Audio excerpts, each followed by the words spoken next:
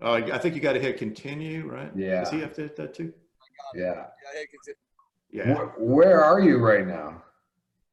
It's a little place called Crab Island. It's like this big ass sandbar where everyone can just go anchor up and you swim in like waist deep water, throw the football around, have some beers. It's a little break for fishing when the sun comes out dead heat of day, no fish are biting anyway, so they'll come here and chill out. That's awesome. So this is Josh over there. Hey, this is Josh. What's up, Mike? What's up, Josh? You're from Jacksonville, right? You said? Yes, I am. How old are you? 29. So I'm trying to think if I ever coached. So I coached at Lincoln High School, and we used to play over in Jacksonville all the time. Lincoln High School over in Tallahassee. But I think we would always play like bowl. We played Lincoln in the Tallahassee tournament. Okay. We played spring break tournament. Yeah. My first job out of college is I was the clubby for the Suns. Dude, that place is amazing. So I grew up going to baseball games. All my baseball games, Jacksonville Suns. Yeah.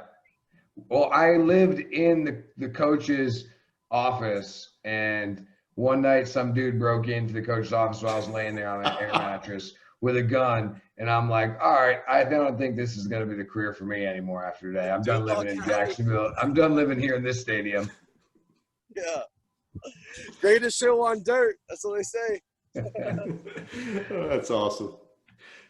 So what are you fishing for, man? Redfish, trout, flounder, swimming for today. We're saying inshore, offshore. Yeah, I'm about to show you your trout. Chill out. I'm about to show my brother's trout. I didn't get a keeper today. You got the keeper. There's our keeper trout, little speck right in there. You naming him Mike? We can't name him if I'm going to eat him. That's like humanistic properties. Yeah, good point. So where are you? Is this off of the Florida coast? Is this off Jacksonville's coast? Yeah, no, this is off Destin's coast. It's in the Panhandle. It's called Emerald Coast, also known as Forgotten Coast. It's like another island when you get out here, man. It's pure green, blue, see-through water, completely clear, great fishing, good escape. I've been in that area a bunch. It's beautiful. It's one of the best places. I actually have no family here. We can't, but baby's mother came out here and then saw the place, and then all of a sudden we're like, you know what, this is where we're buying our home. Like, you're getting out of here. You're buying our home here. That's all that. How many beers deep are we right now? Not too many, because I'm driving the boat. So I can keeping it functional. Okay, good. Awesome. So let's kick it off with what's on everybody's mind so far, is the whole protest stuff. And I saw you being vocal, which I think everybody should. I mean, I think silence can be complicity. So I just wondered why you wanted to get involved and what your thoughts are. You know, I feel like it just hasn't been, it's all been looked at as like it's only someone else's problem, because it's not your problem. You never went through it. And that's my biggest issue with it. Just because you haven't been through it doesn't mean it's not a problem. Because you don't see it in every day in your life, every single day, doesn't mean it's not a problem. And what I've noticed in replies is people are picking and choosing what they put their care and their heart to. Like, it's just like how comedians get a bad rap. Like, oh, this is funny because it doesn't affect me and my life. I'm not fat. I'm not this. It doesn't hurt my feelings. But then when it's something about this or that my dad had that, my mom did this, all of a sudden they're a terrible comedian. But it's the same jokes. It's like you get pick and choose what you're going to put your heart into and what you care about. And this is what I feel like white America has been completely neglecting, is that issue of like, well, we don't see it. It's not affecting us. We're hearing people that we just see do things we don't like, or whatever the hell their scenario is, or why they disagree, and it's not putting themselves in their shoes for real, because you can't put yourself in their shoes, but there's no empathy there from this side of America. Do you feel that it's also a problem in is it better in baseball, or is it the same as the rest of society, or worse? I mean, from my experiences, from my own experiences, it's definitely better, man. I haven't been around a team like that. I can tell you one thing: no team in a clubhouse with me is ever gonna act like that either. Everyone knows what I'm like. I'm not. I wouldn't let no one, at least no one in any clubhouse I've been in, would ever say any racial anything like that. I couldn't stand for that. So at least as far as I can speak, I mean, baseball's been, I mean, as good of, very I don't know, everyone's very cordial with everybody. So everyone kind of understands everyone's walks of life and appreciates where, you know, certain guys come from. Some guys come from a very, very tough road to get to where we are. What about growing up though, right? Because like I think back to the high school days when we were talking about like when I coached high school or played in high school, like there is definitely a diversity problem at the high school and the travel level, and low income families and minorities are getting I can priced tell out. you that. I already know. Yes, that's been my biggest thing with the big leaguers too. It's why are there not more minorities skiing? Because Breckenridge costs $1 billion to go to. It's the same thing. Travel baseball, bats, gloves. I mean, talking about travel teams charging admission just to try out. You got to pay money to try out for these teams. You got to pay money to get in tournaments, to get ranked, to get seen by colleges. And this doesn't appeal to the urban community. Where I come from, if we weren't fundraising, I was bagging groceries for tips to make money to go to tournaments. Me and my team are doing car washes just so we can go play in these tournaments. And these are things that if you don't have a good, strong background of whether it's family, friends, which a lot of urban cultures don't. They don't. It's just a sad truth. They don't. You're not going to be able to do things like baseball. It's not going to be something that's afforded to you in your lifestyle. And that's like how many guys in the pros, when I look at diversity, because when you look at professional baseball, the diversity looks a lot better than it does when you look at travel and high school baseball. But that's because they're international players coming in. Like how many guys are there that are coming through the American style of baseball, you know, and bringing that culture to the big leagues?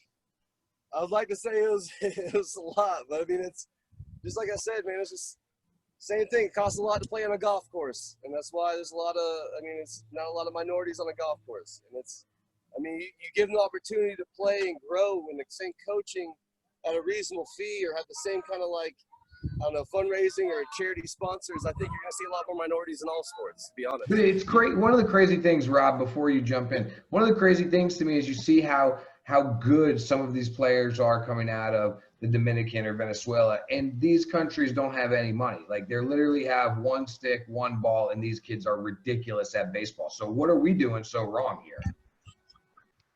Those guys have sponsors. Those guys have guys that are they're going to take them in under their wing. Those guys have guys, once they see they have talent, they're going to take them in, they're going to give them the equipment, they're going to put them under a roof, they're going to give them nutrition. This is stuff these guys are going to have to pay back in their contract for percentages aside from their agent to these guys. And that's what maybe we need. Even if people want to be grimy and take their percentage on the end, maybe that's what we need to do. But either way, if we want to get minorities involved in America, there's going to be people that are going to put nutrition in these kids' bellies, have someone there at practice, have someone there at ground balls in the meantime, have someone there to give them equipment. I think the big thing is just equipment, man. There's so many pieces and different ins and outs you need for baseball that's just not there for everybody. You can't go with, any baseball player tell you is why someone swings a Marucci and someone swings something else, man. It's someone needs to be there for these kids. That's what they don't have. And there's something like a basketball court that's always there. That's why I grew up playing basketball. I had a basketball in my hands. There's a basketball court down the street, and there's always kids there. That's how I got. You go there, you play basketball. You get coaching from other kids, older kids, adults around the park. They're always there. Baseball's not the same way. It's not pickup baseball games. It's not like here's a helmet, here's batting gloves, here's a glove. Like there's a lot more that intrinsics that go along with that. Yeah, I totally agree. Having a kid that grew up through the whole travel system as well. Parents want what's good for their kids, so they're spending all this money on lessons, on bats, on gloves. But then you think about the kid that can't afford it, and no kid wants to wants to be the guy who's borrowing everybody's glove and borrowing everybody's bat, so they go play another sport where they don't have to do that. Exactly. There's an ego factor that no human can get away. You're born with intrinsic ego. Like it's inside you have ego, and you get there and you keep borrowing and asking, you feel like less of a human. And that's exactly, if you want to keep moving on to what's wrong with today in society, that putting someone ahead of somebody else based on social class, I think, is the main common denominator in all discrimination in today. I think that's really, Josh. No, I was going to try to change to something lighter, but I know Rob just wants to take us. I think Rob just wants to take us down a terrible road. He's like, "Oh, Mike will talk about anything we want." This is a great informative road. We can lead to nicer things. Yeah. Rob, Exactly. I got a question actually. Before you came on, Rob came up with a great question to ask, and it was, "Why don't you ask him what he does like when he hangs out with his friends?" That's what he told me to ask. That was Rob. Dude, you're on crack. That's what he said. Well, what do you do when you hang out with your friends, man? I've seen what. He's No, I mean, fishing. exactly what you're seeing right now. You're seeing, I mean, there might be a few more beers digested, but a lot of fishing, a lot of stuff on the water. We got a tropical storm off the shore, and me and my baby's mother, we're gonna go get our surfboards back in and try to get, there's 10-foot swell coming in, so we're gonna try to get some surfing in this weekend when the tropical storm's off the coast. So Are you a video game guy at all? yes, yeah, I am. How is your ranking in MLB The Show, or whatever the game is nowadays everybody plays? Do they give you respect?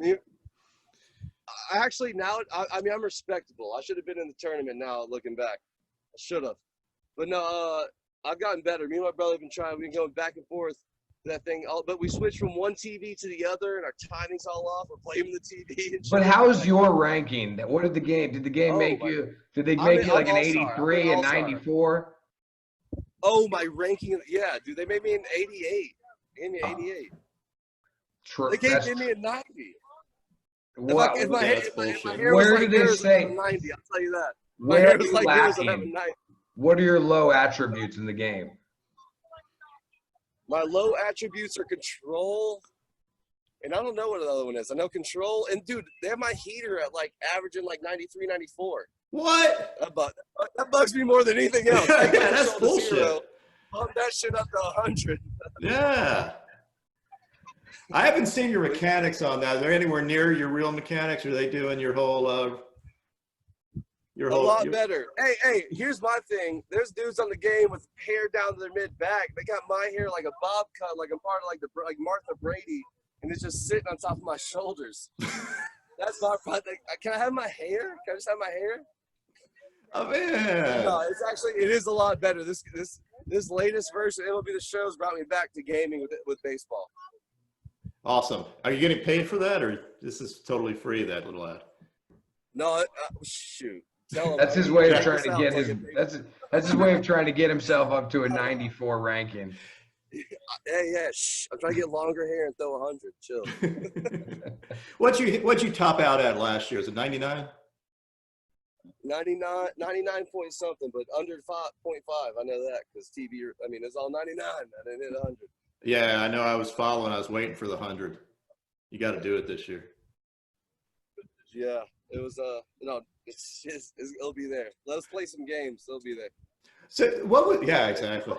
What's the biggest thing that led to your velo jump? I know that you were at one point like a 93 guy, right? I mean, where you were. Well, I mean, no, okay, so that's what the misconception with everything was. Everyone thinks I was just throwing 90, 93 the whole time. No, I was 92, 96 when I went to the show. I just couldn't throw anything over 95 without having put earplugs in because the ball was 115. I was leaking heaters over the middle. Then I started to learn how to throw at the bottom of the zone. If you look at that year, I did really well in 17. I was throwing slow. I was throwing all low. Everything low, darts at the knees, et cetera, and as a result of diving. So I was diving my front side in, dropping my front shoulder, leaving that hip load, and as a result, I grew into bad habits and actually started throwing a lot slower. And then so I started throwing slower, but I saw good results. So I mean, I'm no offense to the Indians or anybody else, but like, hey, don't fix what ain't broke. You got a sub 3 right now, so just throw it at the bottom of the zone. And then I started going through the next part of 2018. I'm sitting there with Bauer. I'm like, dude, I can throw 95, 96 on a flat ground without cleats on. What am I doing just settling for throwing 93 because I'm getting out? I was like, do you know how damn hard it is to go out there? You know, every pitch, everything I have is on the line with location. I was like, I have it in the tank. I don't have to do that. I was like, we need to figure it out. And that's when we went and revamped the mechanics. And then it was like, you know, night and day change. Just getting back that hip load, getting a high, you know, good backspin, a good ride, getting the fastball stay straight, get perceived lift, and then lift back at the top of the zone. And now at that point, I kind of mixed the two together. Yeah, so now I like mixed the two. And now I've been doing all that diving shit, bottom zone, painting darts. And now I got that upright, you know, 99 with backspin that has perceived lift. And now it's like, oh shit, I told you TV, this is coming. It was there, and that was the whole process. Bauer. At that point yeah. No, I'm sorry, there's a little lag there. So Bauer, we interviewed Bauer. He's definitely an interesting guy. Also, I found his story to be really unique and his take on everything unique. And I've now talked to you for, I don't know, 5 minutes, and obviously you're a unique guy as well. What was that relationship like between you two? What's something that you learned from him, and what do you think is something you were able to teach him? Putting work into the right areas. I used to be the guy that I'd go beat my head against the wall for 24 hours just for it to work. And it's not, I mean, just like taking swings in a cage. Yeah, you can take 1,000 cuts, you take 1,000 shitty cuts, you're just shitty. Same thing with pitching. So I was like, hey, you need to really figure out how I can maximize those 25 reps in the bullpen and really get some work in. Not like every day I'm just ripping long toss or rip Peters, figuring out how to throw hard. It's just like, it's like beating a dead horse. And it was just, figuring out where I'm exerting my, not just mental energy, but physical energy as well. What has he learned from you? How to be a person, a human being. how to talk to somebody, I think that's what I tell you. We had a good trade-off. I was like, I'll teach you how to handle people that you don't agree with their opinions. If you can teach you how to throw hard again. That was our whole thing. So how important, for the folks out there, how important is it to throw hard in terms of ability to miss? What, in your words, how important is it, or is it just badass that you want to hit 100? No, that's exactly what everyone wants to think. It's just some badass, but I wish they'd listen to me talk or listen to Bauer talk and realize we're not just some meatheads in the gym. Especially if you look at Bauer, there's a lot of science, a lot of thinking behind these things. That's what I tell everybody. I work with a kid, Matthew Boswell, right now. He's playing, college ball that I've been working on his mechanics, and his whole thing, I'm like, look, man, you're looking at worrying about location and this and this. You want the honest truth that no one's told you, which every coach needs, just because they got to be a coach, you got to be the psychologist, the friend, and the coach. You're not doing it. You can have a 0 ERA as a righty throwing 87, and no one's gonna look at you. No one's gonna bob their head. You throw 95 over the fucking backstop, you're gonna get signed today. You'll get signed. And I was like, that's what you need to remember. That's what you need to remember. That's not what it's all about. No chance. But at the end of the day, and as far as statistics go, as far as where I'm at still, the harder I'm throwing, the less of a chance they have to hit my slider. The harder I'm throwing, the less of a chance they have to hit that fastball. So that's even beneficial to this day, and I'll always strive for velo until they take the cleats off my feet. But for kids, any kid, stop throwing anything. Go have a 17 ERA in some Northwoods league and learn how to hit 93. Because you know what? Mix in that curveball then, and let's see where you're at. Someone's gonna look at you. You're throwing 90 with a 1.8, no one cares. And this is the honest truth about baseball. And there's a lot of coaches who won't give it to the kids. Yeah, I think that's a great point. I think coaches are into command because command wins games at lower levels because kids can't hit. And command gets them more people signing up and paying them money. That's a great point. So you were an athletic guy in high school. You're naturally a pretty athletic dude, right? You hoop. You do about everything. Skateboarding, surfing, wake skating, basketball, soccer, a little bit of baseball mixed in. And how did that translate to your pitching? I mean, did you have to learn to be athletic? Were you always bringing your athleticism to the mound, or did somebody try to make you a cookie cutter? That's exactly what revamped. You don't talk about if you had to take it to caveman terms, and what I even tell everybody, when I tell somebody to get on the mound and they're struggling with something and they're struggling thinking about their mechanics, I was like, throw your best punch.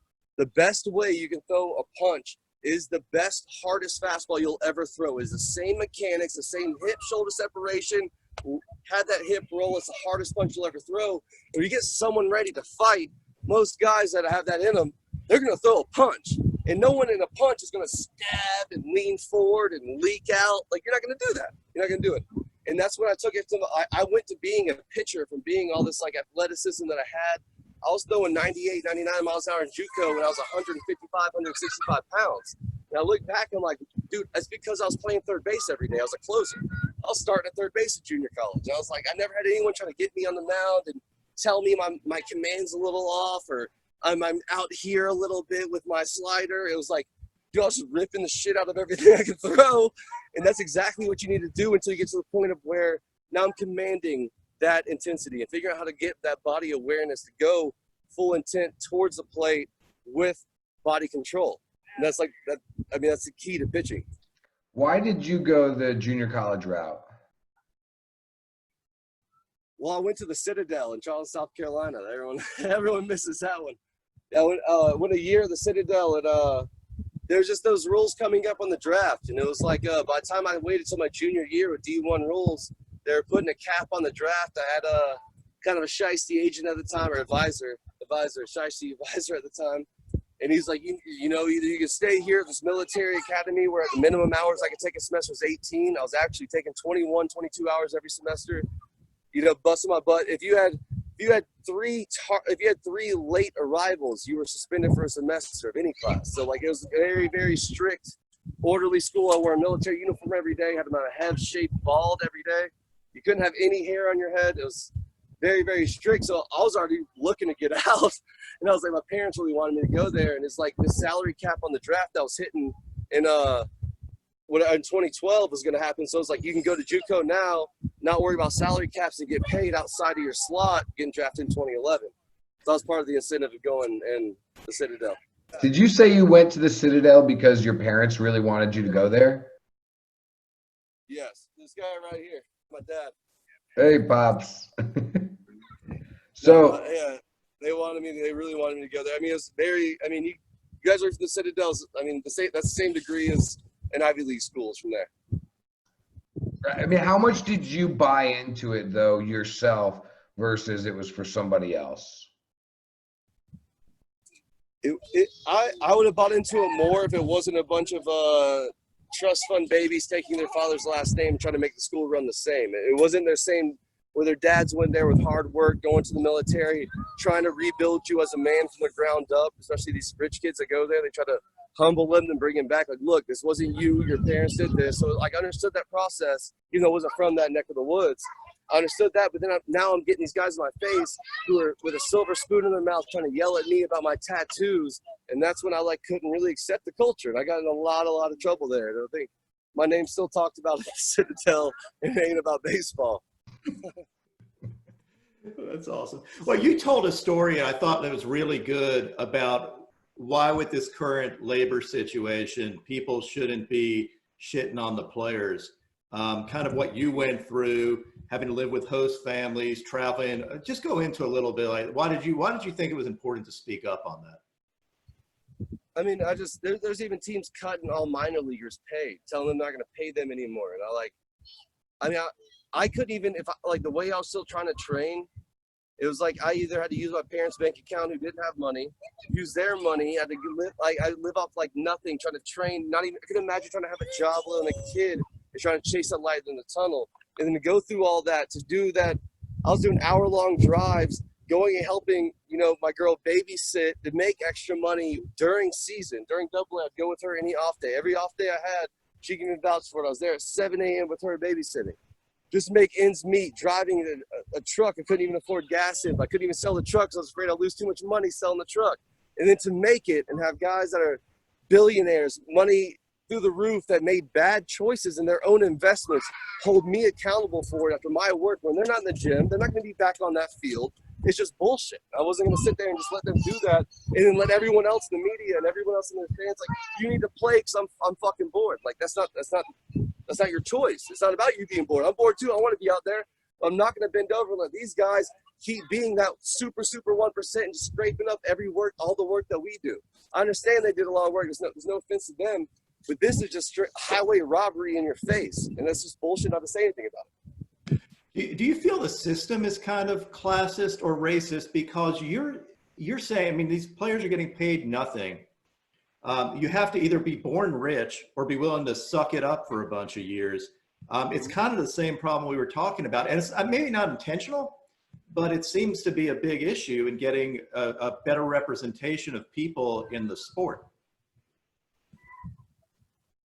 Yeah, I mean, that's a tough, I don't know. That's a tough situation. I just don't think there's enough things in place. I mean, it's just like a boys and girls club, and then like what certain players do with their own communities. I don't think there's a big enough. I mean, we have Players Weekend now. MiLB is doing a great job of starting to involve, urban communities, and that's just now starting. I think it should have started a while ago, but I mean, better late than never. I just think there should be more emphasis in that factor alone versus international. I think we're weaning off the international, do the money grab too fast.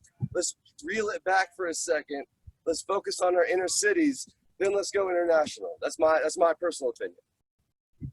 Overall, why do you think it's important, both with respect to this, to the labor stuff, as well as the current day protest stuff on racial stuff? Why is it important to you to speak out? Is it you want to show that you're not going along with this? You want to be a role model? I wouldn't be who I was, who I expected out of a friend if I didn't do that. I have so many friends that are, obviously minorities, so many friends that came from way worse places than me.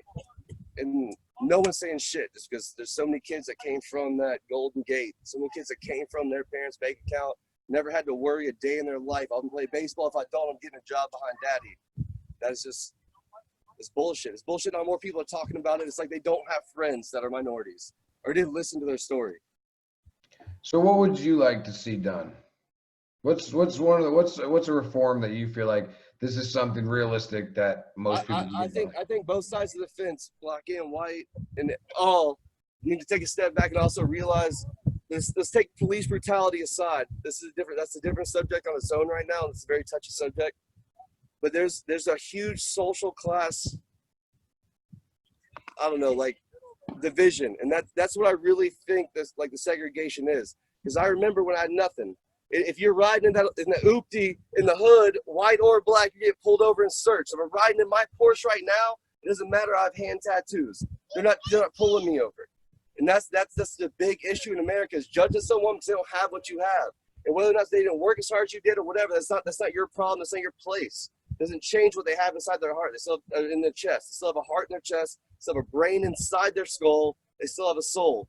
And that's the part that really bugs me. I think there's a huge social division, social class division in America, where you're below us and we need you to stay below us. And I think a lot of racism stems from we see minorities, or someone sees minorities rising, is how can we get them? I don't want them to take my money and my power. And that's where I think a lot of the racism falls into place nowadays. I mean, Rob, what are some of the things you've been hearing about? Like, because it's, I think everybody can get behind the idea that, yeah, racism sucks, it's bad, it's real. But what are the reforms that could take place to actually make a difference? Because aren't we doing this same shit every 4 years? We clearly are, but I think more people are listening now. I think part of it is when we're silent, everybody assumes that, their opinion is necessarily right, or that we're all in agreement. I noticed when I was speaking out on Twitter on this, that people were saying, Amir Garrett today said thank you.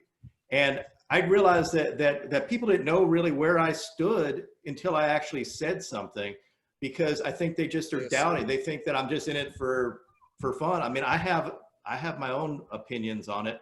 And I think if we all stand up and make it wrong to be racist, to call people out when you see it, and to show where we stand, maybe other people feel good about standing up.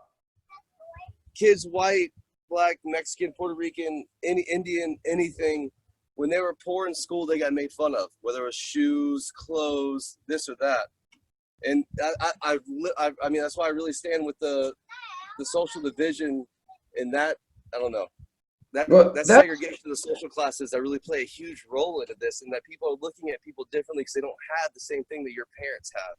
Well, that's what I was talking about earlier when we were talking about youth. Like, thinking of travel teams and high school teams, like if you're that one or two kids on the team that's black, like, you're made fun of. Like, I see travel ball and can envision that on a majority of the teams, like there's certain programs where I see it a lot.